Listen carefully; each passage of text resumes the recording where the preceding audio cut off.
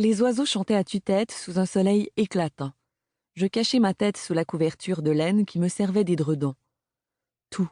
J'aurais tout donné pour me réveiller à Québec chez mon amie Claire Françoise. Quelques souvenirs de la veille me revinrent en mémoire.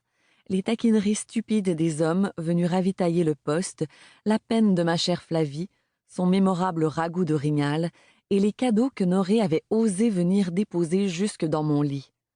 L'hivernant ne fut d'ailleurs pas long à se manifester en cette lumineuse matinée. À peine étais-je descendu du comble qu'il entrait sans frapper, comme à son habitude. Pendant que Flavie lui servait son rhum, il me guettait du coin de l'œil. Sans doute s'attendait-il à une réaction de ma part, à un remerciement pour sa pipe et ses fleurs, mais je m'abstins de lui donner cette satisfaction. À vrai dire, je me questionnais plutôt sur la meilleure façon de les lui rendre. Je ne voulais lui être redevable en rien. « Picotte dort encore », soupira Flavie. « Il a été malade. »« Il n'est pas le seul », affirma Norée. « Si tu avais vu la brigade repartir pour Chicoutimi, et Boulette et Montisambert... »« Vous ne devriez pas boire autant », lui reprocha Flavie. La porte s'ouvrit sur un groupe de sauvages. Un homme s'adressa à Norée dans la langue des montagnais. « Picotte », cria Norée, « il y a du monde pour toi. Tu es attendu au magasin. » Un peu dépassé par les événements, Flavie secouait la tête alors que Norée, lui, s'amusait ferme. « Picotte !» tonna-t-il encore une fois. Le commis sortit de sa chambre en cul de chemise, la tête entre les mains. « Ne beugle pas si fort !» grogna-t-il à l'intention de Norée. « J'arrive, j'arrive !» Il fit signe aux sauvages de l'attendre au magasin. « Les nouvelles vont vite », gémit le commis. « Et les marchandises qui ne sont même pas déballées ?» Il enfila une culotte, noua tant bien que mal sa ceinture à flèches et sortit à la suite des sauvages. « Tu m'apporteras du thé, ma femme, » ordonna-t-il une fois dehors. « Beaucoup de thé. Et tu m'enverras Boulette et Chinicheux le plus vite possible. »« Moi aussi, je prendrai bien du thé, » ajouta Norée. Machinalement, Flavie mit de l'eau à chauffer. « Qu'est-ce que tu vas faire aujourd'hui, Norée » s'informa-t-elle. Je remarquai tout de suite que Flavie avait changé depuis la veille. Sa vivacité avait disparu et son ton était las. Je sentais bien que j'y étais pour quelque chose, encore que je n'aurais su dire en quoi exactement. Sans doute son comportement s'appliquait-il par les compliments exagérés dont j'avais fait l'objet la veille, parfois à son détriment. Pourtant, jamais Flavie ne m'avait paru de nature jalouse. Je vais aider Picotte, c'est certain. Je vais aussi commencer à préparer le matériel pour la foire. Les sauvages ont été avertis hier des dates officielles. Il paraît qu'il y a déjà du monde au lac Nicupo. On va partir après-demain, tôt le matin. Mais avant d'aller au magasin, je pense bien que je vais... Je veux dire, il fait tellement beau que... La phrase de Norée restait en suspens puisque Boulette et mon père entrèrent.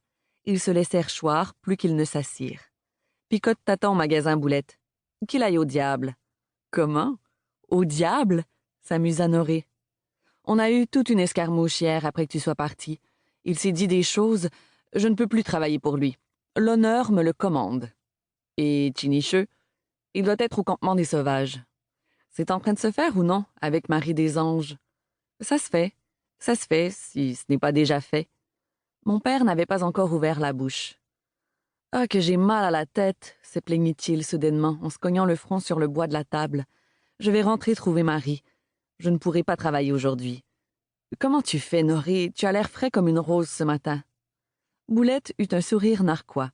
« Je pense qu'il a de bonnes raisons de vouloir se montrer sous son meilleur jour. »« Tu l'as dit, » répliqua l'hivernant, « de très bonnes raisons. La journée s'annonce belle et j'ai dans l'idée d'aller voir s'il y aura des fruits à ramasser sur l'îlot de la Groseille. M'accompagnerez-vous, mademoiselle? » J'ouvris de grands yeux. « Quelle bonne idée !» s'exclama mon père, tout à coup plus alerte. « Une bonne idée ?» ricana Boulette. « S'il trouve une seule groseille, je veux bien me réconcilier avec Picotte. Tout a gelé cette année. » Norée fixa Boulette de façon peu amène. « Eh bien, j'irai constater les dégâts, » affirma-t-il. « À ta place, Boulette, je mettrai mon honneur de côté et j'irai tout de suite rejoindre Picotte. »« Pour une fois que tu as raison, Norée. Pour une fois, hein ?» Il passa ses doigts dans ses cheveux détachés pour se recoiffer un peu, et j'entreaperçus la fameuse couleuvre tatouée qui m'avait fait si grande impression à l'auberge du Vieux-Pont. Il prit une profonde inspiration pour se donner du courage. « J'y vais. Bonne promenade, les amoureux », lança-t-il à la blague en passant la porte. « Alors, mademoiselle, » reprit Norée, « j'attends toujours votre réponse. »« Je ne veux pas aller en promenade sur le lac. »« Comment ?» insista mon père. Pour continuer à écouter ce livre audio gratuitement, cliquez sur le lien dans la description et vous pourrez l'écouter en entier sans frais grâce à l'essai de 30 jours d'Audible.